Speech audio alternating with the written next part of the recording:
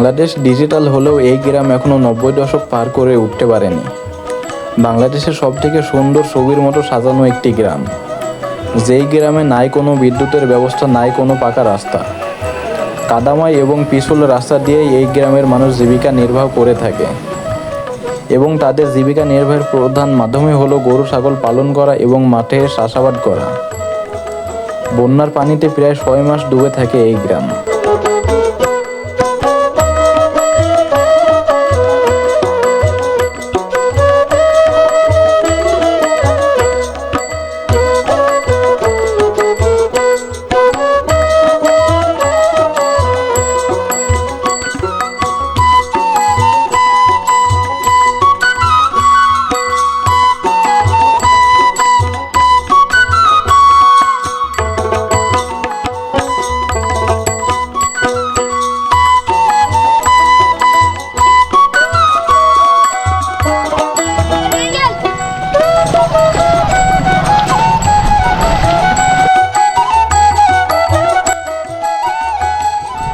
So what's up guys, SRK Ronnie Khan, welcome to another vlog video. তো right now আমি আছি কুষ্টিয়ার দৌলতপুর উপজেলার ভাজর চরে। আর আজকে আমি যেখানে আসি সেখানে যে কি করুন একটা অবস্থা, যে গ্রামে ঢুকতে দেখতে পাচ্ছেন যে মাটির একবার কাদাময় রাস্তা, এবং এই হচ্ছে গ্রামে ঢোকার মেন যে রাস্তা, এটি হচ্ছে সেই রাস্তা। আর এই কাদাময় রাস্তা দিয়ে কিন্তু ট্রেক্টর, ট্রাক, আপনার ট্রলি সহ বিভিন্ন গাড়ি মালামাল নিয়ে চলাচল করে আর কি। আর এই দেখুন কি করুন অবস্থা।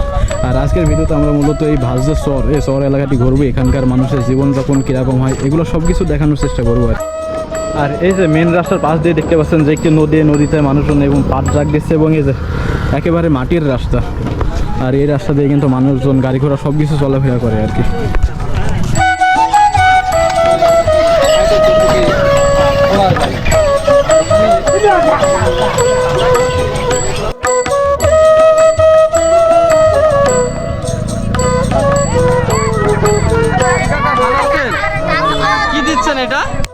এই যে দেখুন রাস্তার কি করুণ অবস্থা, এবং এই যে এই রাস্তা দিয়ে কিন্তু মোটরসাইকেল সব বিভিন্ন গাড়ি ঘোড়া সব চলাচল করছে আর কি। আর এই যে মোটরসাইকেল যেগুলো দেখতে পাচ্ছেন, এগুলো কিন্তু আপনার যে চলাচলের জন্য যে যানবাহন, ভ্যান বলেন, অটো বলেন, যে মানুষজন নিয়ে যায়, সেগুলো কিন্তু মোটরসাইকেল করে নিয়ে যায় এবং ভাড়া নেওয়া হয় আর কি। এই যে আর এই যে দেখতে পাচ্ছেন এখানে কিন্তু টোল প্লাজা, এখানে কিন্তু এই রাস্তা চলাচলের জন্য কিন্তু টোলও নেওয়া হয় আর কি। এই যে দেখুন কি অবস্থা। তোমাদের এলাকার নাম কি ভাইয়া? তোমাদের এলাকার নাম কি? ভাজর। তোমার বাড়ি কোন জায়গায়? ও আচ্ছা, সব লাভ মারো ভাইয়া।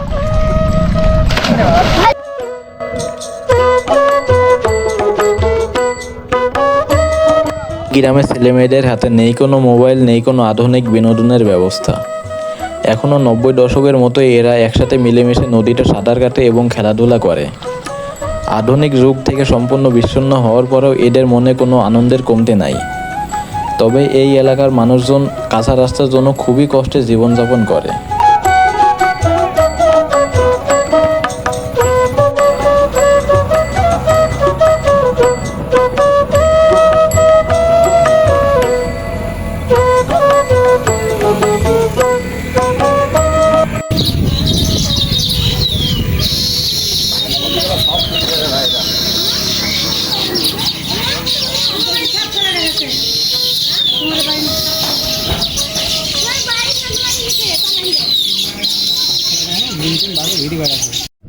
আমরা মায়ের পেটে ছেলের মতন তাকে ভোট দিয়েছি, পাস করেছি, তারেক জামারে খেলে দেবো অনুষ্ঠান করেছি। আমরা বলছি আমরা তারেক জাকে চাই, আমার দেশের প্রতিষ্ঠানের জন্য আমরা ব্রিজ চাই ঘাটের।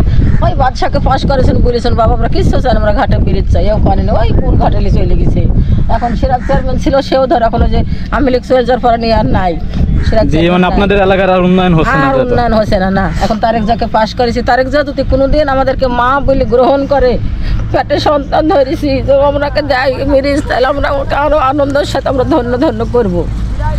এই রাস্তা আপনাদের কতদিন এরকম এখানে? তারেক জিয়ার কাছে এই রাস্তা দিন আমরা একটাই দাবি, তারেক জিয়ার পরে এই ঘাটের ব্রিজটা চাই আমরা। মানে এরকম কাদাযুক্ত রাস্তা কি সারা বছরই থাকে এখানে? 6 মাস থাকে।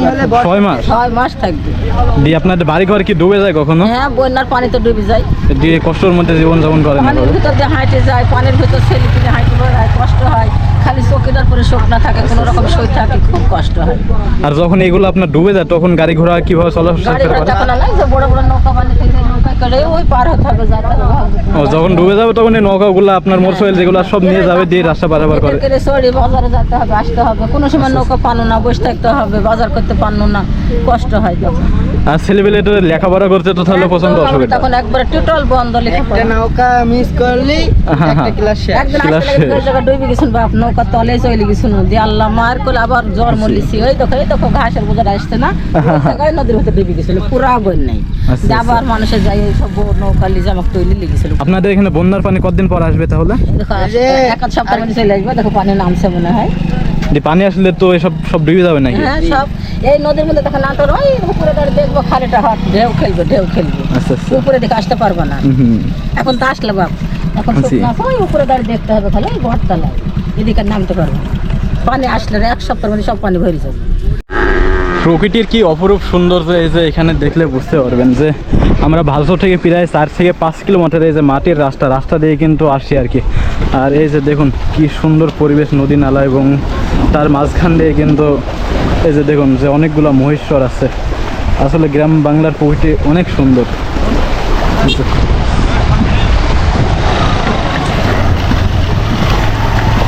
মহিষ দেখেছি অনেক মহিষ, কয়টা করে আছে একজনে হাইস্ট? কারোর 20টা, কারোর 25টা, কারোর 30টা, 40টাও আছে অনেকেরই। এরকম মহিষ আছে না? তবে এখন মানুষ মহিষ কম পুষে। এই যে আমরা এখন যেখানে দাঁড়িয়ে আছি এটি হচ্ছে বাংলাদেশের একেবারে শেষের একটি গ্রাম। আর এই গ্রামটা একেবারে ছবির মতো সুন্দর, একবার সাজানো একটি গ্রাম। এই যে দেখতে পাচ্ছেন এই যে বাড়িঘরগুলো সব কিন্তু টিন শেডের বাড়িঘর।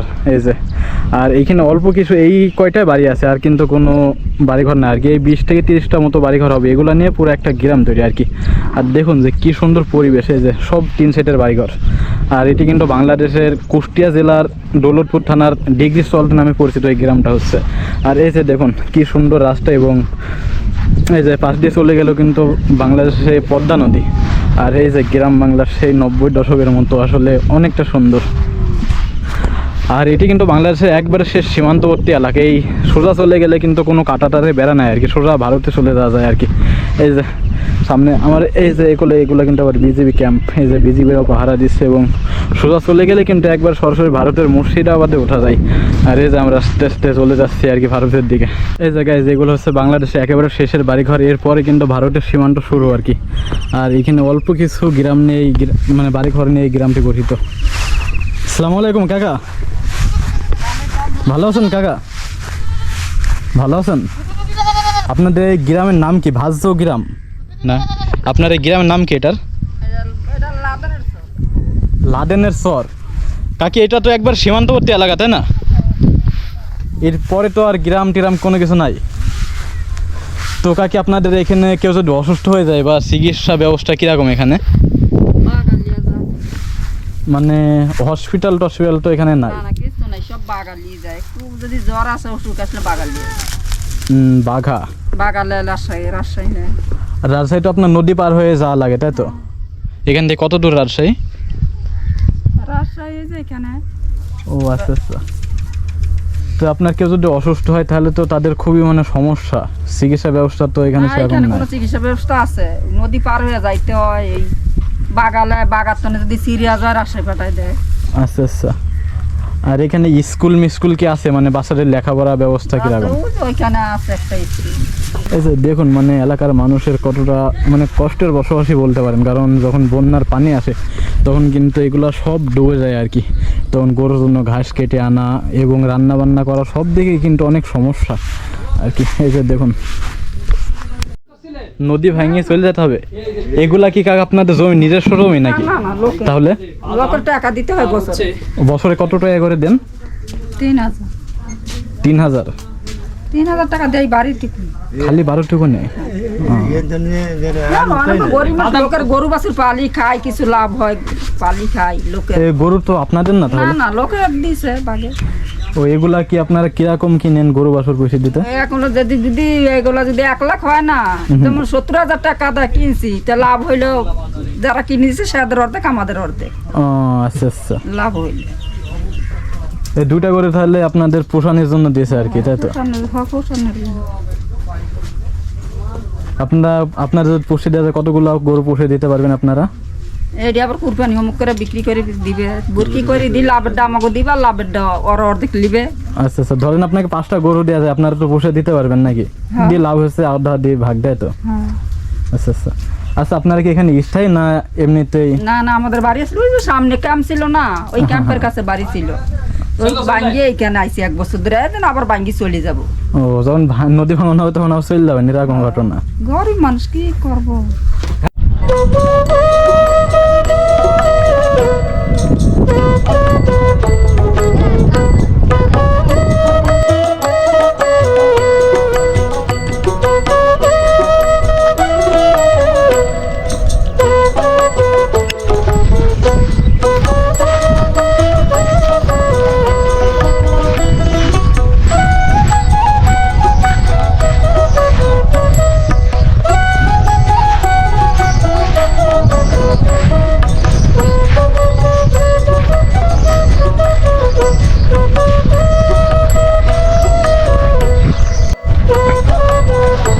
কাকি ভালো আছেন?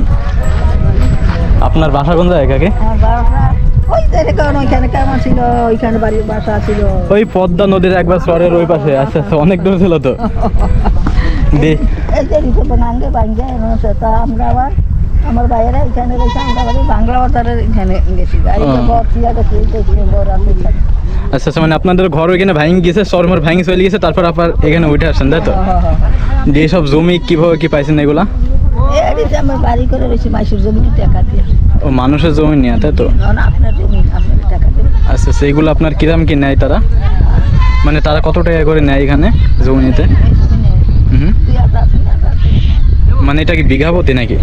1 বিঘা 2000 3000 এরকম 1 বছরের জন্য? অন্তত বাঙ্গা জায়গা হ্যাঁ। তখন কইতেছে ওই চর যদি পরে ওই চর নাই করতে যাবে। ও আচ্ছা আচ্ছা, এই চর ভেঙে গেলে তখন আবার ওইগুলো ব্যবস্থা করতে হবে তাই তো? ওইখানে ওই যে হ্যাঁ হ্যাঁ, এই পদ্মা নদীর উপরে দেখা যাচ্ছে। ওই যে চর।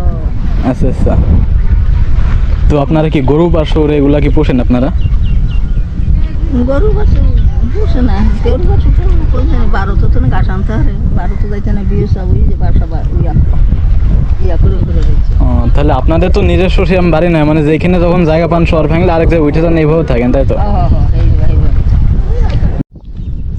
আজকের ভিডিওতে আমরা কুষ্টিয়ার দৌলতপুর উপজেলার ডিগ্রি চর নামে চরের এলাকাটি ঘুরলাম এবং এলাকার এই মানুষের জীবনযাপন কীরকম দুঃখের কষ্টের এগুলো দেখানোর চেষ্টা করেছি আর কি।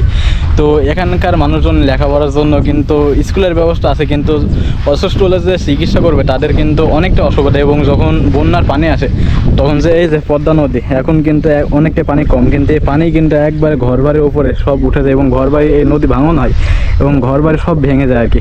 যখন ঘরবাড়ি ভেঙে যায় তারা কিন্তু আবার উঠে ওই পাশে যে চরগুলো আছে ওই কোলে গিয়ে আবার বাসা বাঁধে আর কি, মানে তাদের নিজস্ব কোনো ঘর বাড়ি নাই, এক কোলে ভাঙে আরেক দিকে মানে বাড়ি করে, এরকম একটা অবস্থা।